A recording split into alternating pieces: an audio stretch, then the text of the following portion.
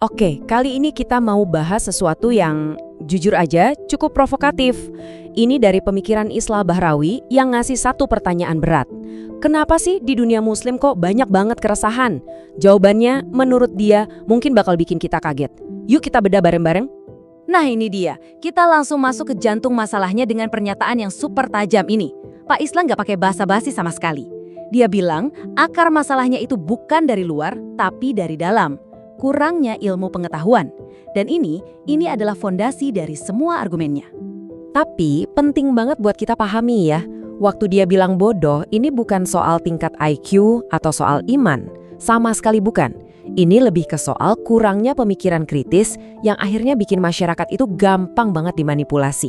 Menurut pengalamannya di banyak negara muslim, celah inilah yang dipakai buat menyulut konflik atas nama agama. Dan klaimnya ini bukan sekedar teori loh, dia lihat sendiri di zona-zona konflik ini.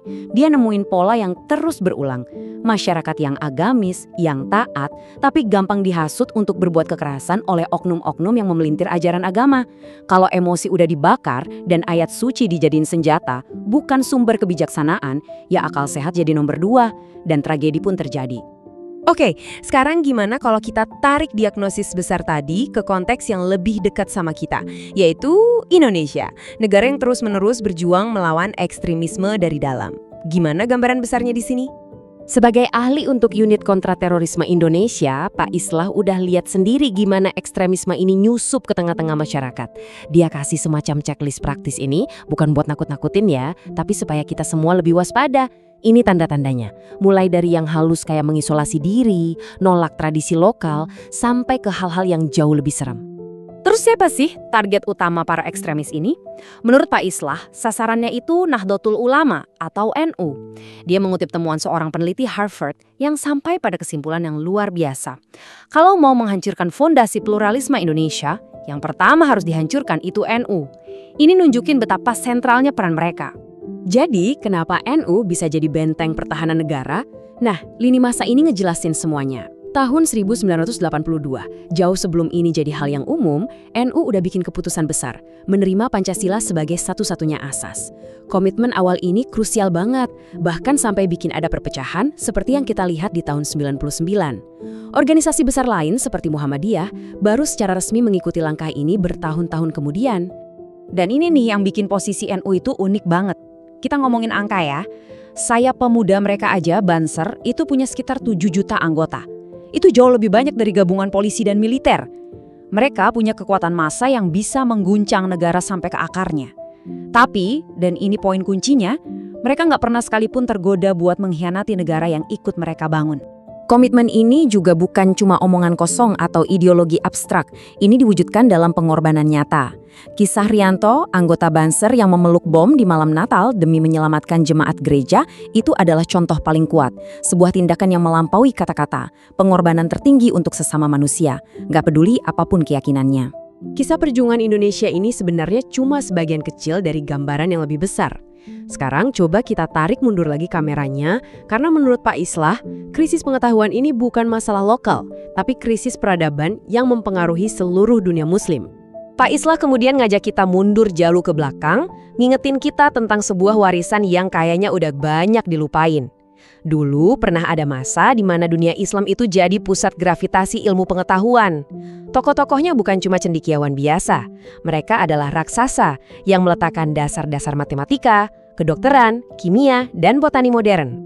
Dan disinilah kita sampai pada kontras yang jujur menyakitkan banget. Coba deh lihat perbandingan ini. Di satu sisi, masa lalu yang gemilang, yang melahirkan pemikir-pemikir yang mengubah dunia. Di sisi lain, masa kini, di mana beberapa nama yang paling dikenal yang dikaitkan dengan Islam di mata dunia adalah para ekstremis. Pertanyaannya, kok bisa kita sampai di titik ini? Jawabannya, menurut dia ada di kekosongan intelektual. Dia berargumen kalau cendekiawan muslim terbaik kita udah beralih dari dunia sains ke panggung politik. Ini menciptakan lubang besar, di mana pertanyaan-pertanyaan sulit dari anak-anak muda, soal alam semesta, soal evolusi, jadi nggak terjawab. Ketika Stephen Hawking ngasih jawaban dan para ulama kita diam, ya kemana lagi mereka akan berpaling?